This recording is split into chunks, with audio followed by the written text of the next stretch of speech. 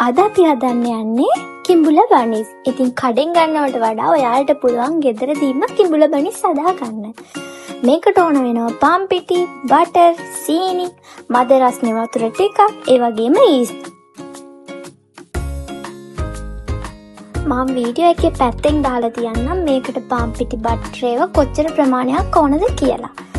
ඉතින් මුලින්ම කරන්න තියෙන ඔයාලට භාජනයක් අරගෙන මේ පාන් පිටි, ඊස්ට්, බටර්, සීනි ඔක්කොම ටික දාලා හොඳට මික්ස් කරගන්න ඕන.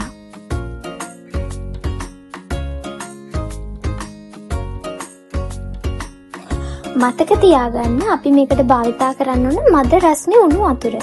ඉතින් ඔයාලා ටිකෙන් ටික වතුර එකතු කරන ගමන් තමයි මේක හොඳට මික්ස් කරගන්න ඕන. හරියට පදම් කරලා ඩෝ එකක් වගේ හදාගන්න ඕනේ.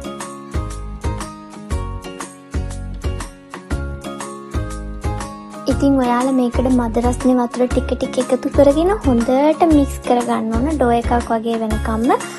ඩෝ එක නීට් වෙන තරමට තමයි ඔයාලගේ කිඹුල බනිස් එක හොඳට එන්නේ. ඉතින් ඔයාලා පුළුවන් තරම් හොඳට නීට් එකට ඩෝ එක හදාගන්න ඕන.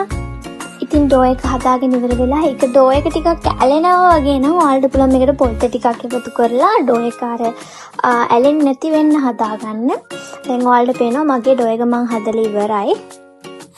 ඊට පස්සේ ඩෝ එක හදාගෙන ඉවර වෙලා අපි ඩෝ එක ටිකක් පිපෙන්න තියන්න ඕන. ඉතින් රැපින් පේපර් එකකින් ඩෝ එක වහලා තියන්න. ඉතින් පැයක් විතර ඩෝ එක පිපෙන්න තියලා තියන්න. දැන් ඔයාලා ඉන්න ප්‍රදේශය අනුව මේක වෙනස් වෙන්න පුළුවන්. උදාහරණයක් විදිහට ගත්තොත් සීතල රටක ඔයාලා ඉන්නවනම් ඔයාලා ඩෝ එක පැය එකමාරක් විතර පිපෙන්න තියලා තියන්න ඕන. ඉතින් මම පැයක් විතර තමයි ඩෝ එක තියාගත්තේ. දැන් මගේ ඩෝ එක හදලා ඉවරයි. මම මේක ටිකක් නැවත මික්ස් කරගන්නවා වගේ තලා ගන්නවා.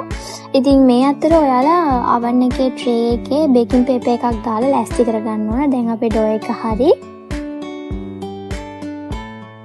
දැන් ඔයාලා හදාගත්ත ඩබල් සයිස් ඩෝ එක අපි පැන්ටි টොප් එකක් උඩින් දාලා අපි මේක හොඳට තුනී කරගන්න ඕන. මේ ඩෝ එක තුනී කරගන්න රෝලින් පින් එකක් යූස් කරන්න. ගොඩාක් තුනී කරගන්න එපා. සාමාන්‍ය ගානට තුනී කරගෙන ඊට පස්සේ අපිට තියෙන මේ ඩෝ එක සමාන කෑලි වලට කොටස් වශයෙන් කපලා ඉවත් කරගන්න.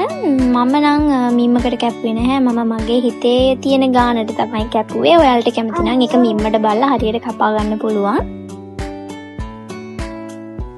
දැන් කපාගත්ත කොටස් කෑලි එකින් එක අරගෙන අපිට තියෙන්නේ ඒක ටිකක් තුනී කරලා ඊට පස්සේ ත්‍රිකෝණයක් වගේ හදාගන්න. මම නම් එහෙම තමයි කරේ. ඒක ඊට පස්සේ දිග පැත්තේ නම් අපි කොට පැත්ත වෙනකන් රෝල් කරන්න තමයි තියෙන්නේ. එතකොට කිඹුල බනිස් එකේ හැඩේ එනවා.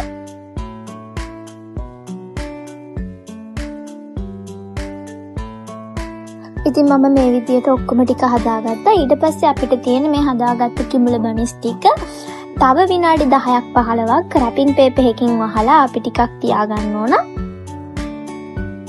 ඉතින් විනාඩි 15කට පස්සේ තමයි මේ තියෙන්නේ අපේ කිඹුල බනිස්.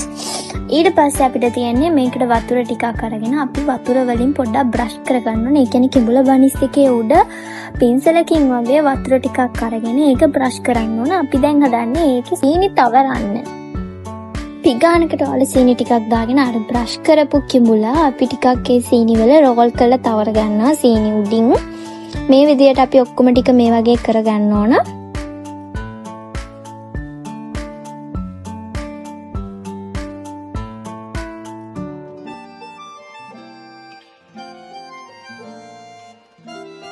දැන් මම ඔක්කොම කිඹුල ටික හදාගෙන ඉවරයි. දැන් මට තියෙන්නේ මේක බේක් කරගන්න. ඉතින් ඔයාලා මුලින්ම oven එකේ සෙල්සියස් අංශක 170 විනාඩි 10ක් විතර හීට් කරගෙන තමයි මේක දාන්න ඕන. ඊට පස්සේ සෙල්සියස් අංශක 170න් ඔයාලා පැය භාගයක් මේක බේක් කරගන්න ඕනේ. ඉතින් දැන් මගේ කිඹුල බනිස් එක බේක් වෙලා ඉවරයි.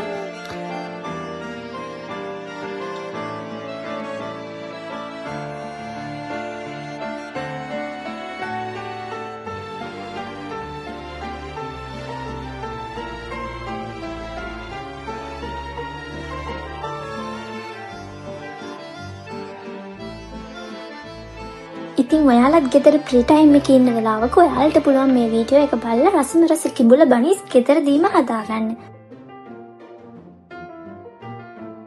ඔයාලා තවමත් අපේ YouTube channel එක subscribe කරලා නැත්නම් subscribe කරලා තියාගන්න. දිගටම මේ වගේ වීඩියෝත් එක්ක ඔයාලට පුළුවන් අපිත් එක්ක එකතු වෙන්න.